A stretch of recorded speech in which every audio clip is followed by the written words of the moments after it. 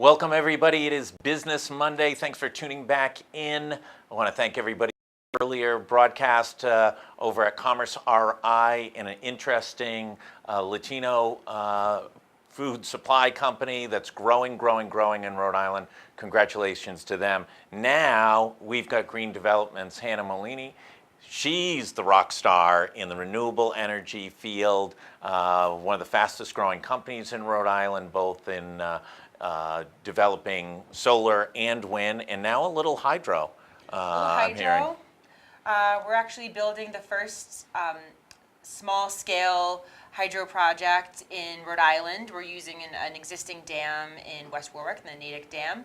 So that's very exciting. It's actually an Archimedes screw, which this technology has been around for thousands of years. It used to actually be used reverse to pump water to farm fields in Europe. So this will be the first use of it as a hydroelectricity power plant, small version, in the United States. We're really excited about it, and we're hoping it'll be both a producer of clean electricity, but also an ability to kind of learn about the possibilities for this in Rhode Island. We do have a lot of existing dams. We do have a lot of existing dams, many of them in need of repair as well. True, yes. Yeah.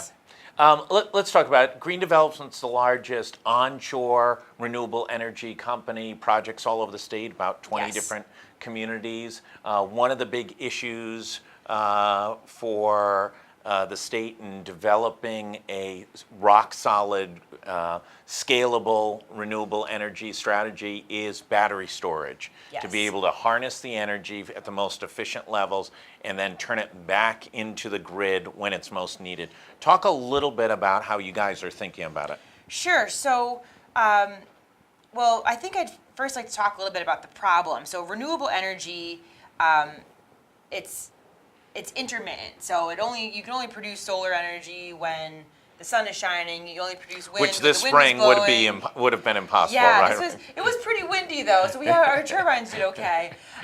But it's difficult for the grid. The grid has to be able to accept it as soon as it's produced. So they can't really rely on it in times where, imagine one of those hot, cloudy, muggy days in August when the wind's not blowing, the sun's not shining. Right. They need to get the power from somewhere. So they need to have enough built infrastructure from fossil fuels to address all the electricity that Rhode Islanders need at that time.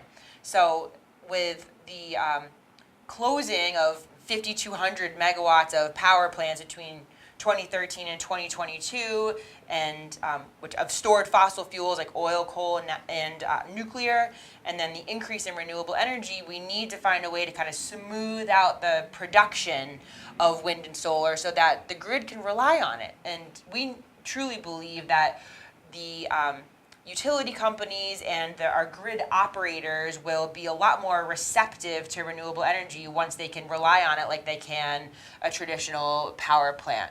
So there's a lot of opportunity for it in Rhode Island and across New England right now. When you talk about that 5,200 megawatts across New England over a 10-year period that are coming off the grid, right. We also have more demand throughout New England, good economy, lots of growth. And as an example of some of the things that are coming off the grid would be like Brayton Point, where that was a coal-powered plant for many years. Is solar and wind moving into a commercial viability fast enough to meet not only that energy supply that's coming off, but also the growth of the economy? It certainly has the potential to. So the growth of renewable energy in New England, it's certainly been, I don't want to say helped. It's been kind of spurred along a little bit by some policy, and it's both policies and that incentivize kind of the early renewable energy programs, but it's also kind of, in a lot of ways, it's government kind of getting out of the way too. So there's a couple different factors that have helped it grow, and I think that as long as we're able to keep building wind and solar projects in the state and there's no policies that are adopted to kind of stifle that, there's certainly the ability in New England. And offshore wind will be a big help. But then again, with the offshore wind, if you're using that to replace baseline power plants like oil and coal, there needs to be the ability to store it. The offshore wind, or all renewable energy, will work better if there's grid scale storage somewhere. And grid scale storage is that really, as the energy is produced, it's stored in batteries and then returned into the grid Right. when it's most needed at highest demands, 6 o'clock at night when everybody goes Right. home and turns on their air conditioner, et cetera. And right now, it could be produced at, in the case of solar, 2 o'clock in the afternoon Right. when the demand might not be as Right. high as that period of time. And in wind, it's 2 o'clock in the morning, a Right. windy night or something. So the technology is there. It's finally getting to a point that it's cost effective and commercially available. And that is also helped by some of the, Massachusetts has a lot of research and development grants that are available to manufacturers, and they're actually compensating people who have battery storage for for distributing it onto the electric grid in times when electricity is going to get really expensive, and that's called peak shaving. So in August, on a really, really hot day, for example, our electricity prices that the grid has to absorb, it's about 3 times as high as it is the rest of the year. And that's because there's so much demand on the grid, and they have to turn on what's called peak power plants, more expensive ways to generate electricity. So if they don't have to, if they can And avoid, often dirtier. much often dirtier. Yeah. So if they're able to avoid turning on peak power plants and they can pull from battery storage instead, it actually will, it really does help the cost and reliability of our grid. The New York Times did a piece, we've talked about it before, New York Times did a piece maybe 6 months ago looking at each state and what their energy usage was and how they produce it. Rhode Island's at a very vulnerable situation in that most of its electricity, about 92 or 93%, Yes. is powered by natural gas. Yeah, it's and we scary. saw the implications of that when there was a blip in the distribution structure It's to true. Aquidneck Island, and homeowners, business owners, for more than a week, off the grid, It's true. no power. Pretty significant implications, both for homeowners, kids going to schools, Right. people trying to run businesses. Right. Will this help to minimize that? Obviously, if you're at 92%, it's not going to be fully replaced by Right, solar right. and wind instantaneously.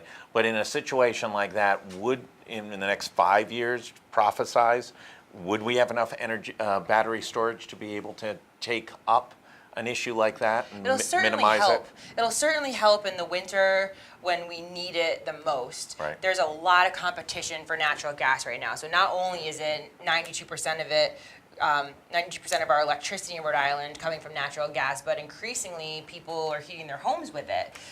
So in the winter, when it gets really cold, all of the natural gas has to go to heat first, and the rest of it's basically traded like a commodity. Right. We fight over the scraps essentially for electricity, and it's what we depend on the most. So, it puts us in a potentially vulnerable situation from an electricity perspective on those really cold months. It's not the best situation, but diversity in our electric grid will absolutely strengthen it. And if we can diversify with renewable energy by using storage, not only will it be more reliable, it'll be cleaner as well. We talked a little bit beforehand about some of the complexities of getting these new projects online for green development and other renewable energy companies. Yes. Right now, it's a little bit of a complexity with working with National Grid of getting projects through the National Grid pipeline. Yes. How much of a problem is that right now? It's a challenge. Couldn't those Brits be a little friendlier? That'd be nice. National Grid is now owned by a UK-based company. It's true. But we're a lot of renewable energy companies, green development. We employ over 50 people now, but we're still smaller and more nimble. National Grid is a heavily regulated utility. So for all intents and purposes, it's kind of like working with like a government body. There's only so much that they can do. They can only move so quickly, and they can only change so quickly. And are they really incented, right? They're a big, slow-moving, it's an aircraft carrier. but it's also an aircraft carrier in which maybe the captain doesn't want to make the turn because there's no real strong incentive for them to shift from the known to the unknown in the existing structure. I mean, there's some requirements for them now in statute in Rhode Island, but there's no big incentive for them to help expedite the process. Not yet, but Rhode Island has been working for the past 2 years through the Office of Energy Resources and the Division of Public Utilities on what's called the power transformation sector. And they've been doing a lot of hard work to figure out how can we keep the utility engaged and how can we incentivize them in our clean grid of the future. Because really, you're right. I mean, they still get compensated by the volumetric, by selling electricity, the volumetric sale of power. And the more they sell, the more money they make. So we need to find a way to put them into a different position where they're either able to make money, earn revenue through, controlling how these different renewable energies come onto the grid, or just through performance-based incentives. So if they are putting policies in place that actually enable our grid to become cleaner and more secure, they should be compensated for that instead of, and potentially on the other hand, if some sort of way to penalize them if they're not performing well. I think it's a way to just encourage them to kind of move past just making money off of volume. And if we don't, we will. Rhode Island is so small, it will be left behind. Other states are moving quickly. Massachusetts is adopting policies. It's true. But National Grid is in many, because they're in many states besides Rhode Island, and this is not what the role that the utility will play in the grid of the future is not a conversation that Rhode Island is having on its own. We've done a lot of great work here, but it's something that we are able to look and pull from work that is being done concurrently in other states where National Grid is, like New York and Massachusetts. So we're certainly not on our own. There's a lot of people working on it. It's essential. If you have to work with the utility company, there has to be something in it for them and in a big enough way to keep them engaged. I will say this: whenever we write about National Grid, they may be one of the less popular corporations within responses on social media. I will mention that. Come back around a little bit to where's the consumer and businesses in Rhode Island right now? Do they understand what's happening, how quickly it's happening, and what the potential benefits are to them and the state? I don't think so. I actually read a stat last week. It said Americans in general think about where their energy comes from for about 8 minutes a year. 8 minutes a year? Yeah, so I'm not sure. I try and talk about it as much as I possibly They can. spend way more time thinking about the Starbucks cup on Game of Thrones than they do about the energy production in the United States. Yeah, a lot of other things, I think. But, I mean, it's important. It's something that we take it for granted. You expect that when you plug your phone in, that it's going to get charged. You're going to be able to have your little handheld computer walking around. That the lights are going to go on. But we're moving so far beyond lights in terms of what we depend on from an electricity perspective. But somehow I do believe that we still take it for granted here in Rhode Island.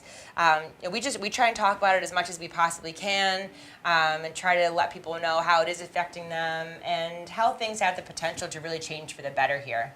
If you had a magic wand, last question, if you had a magic wand and could change anything within the policy standpoint in Rhode Island, either at Grid or the state of Rhode Island or at the federal regulatory structure, what would be the big wand you swing to be able to make a transformation? Oh, I don't know. I can see the squirrel running, all all the the ideas. I think